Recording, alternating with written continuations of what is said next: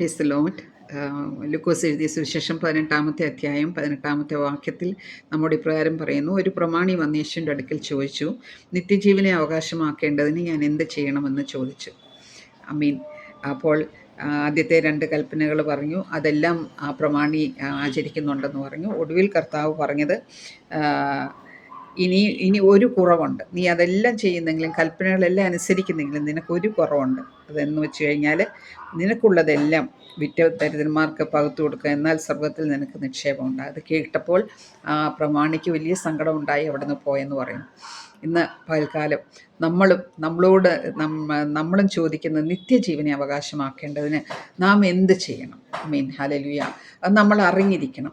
നമ്മൾ ഈ കൽപ്പനകളെല്ലാം അനുസരിക്കുന്നെങ്കിലും കർത്താവ് അവസാനം പറഞ്ഞു, ഒരു കുറവ് നിനക്കുണ്ട്, നീ നിനക്കുള്ളതെല്ലാം വിറ്റുകൊടുക്കണം.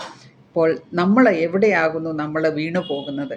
നമ്മൾ ഈ നിത്യജീവൻ അവകാശമാക്കുവാനായിട്ട് നമ്മുടെ ജീവിതത്തിൽ അതനുസരിച്ചാകുന്നോ നമ്മൾ ജീവിക്കുന്നത്? നമ്മൾ കൽപ്പനകളെല്ലാം അനുസരിക്കുന്നുണ്ടോ? അതുകൊണ്ട് നമ്മുടെ നമ്മുടെ ഏറ്റവും ആദ്യമായിട്ട് മെയിൻ എയിം, നമ്മൾ ഈ ലോകത്തിൻ്റെ ജീവിതം, ഒരു വിശ്വാസിയുടെ ജീവിതം, നമ്മൾ മരിച്ചു കഴിഞ്ഞാൽ നമ്മൾ നിത്യജീവനിലേക്ക് നമ്മൾ പോവുകയാകുന്നു. അതാകുന്നു. അപ്പോൾ അതിനെ ബേസ് ചെയ്താകുന്നു നമ്മൾ പിന്നെ ജീവിക്കേണ്ടി, രക്ഷിക്കപ്പെട്ട് കഴിഞ്ഞു കഴിഞ്ഞാൽ. അതുകൊണ്ട് നമ്മുടെ ഓരോരുത്തരുടെയും ജീവിതം നാം ക്രമീകരിക്കുന്നുണ്ടോ?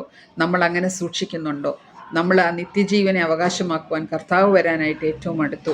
ഇപ്പോൾ നമ്മൾ ക്രിസ്മസിൻ്റെ ഒരു ഫീലിംഗ് ആകുന്നു. കർത്താവ് നമുക്ക് വേണ്ടി സ്വർഗത്തിലെ സകല മഹിമകളെയും വെടിഞ്ഞിട്ട് ഈ ഭൂലോകത്തിലേക്ക് വന്ന് നമുക്ക് വേണ്ടി ജനിച്ച് മരിച്ച് ഉയർത്തെഴുന്നേറ്റ് സ്വർഗത്തിലേക്ക് കയറി.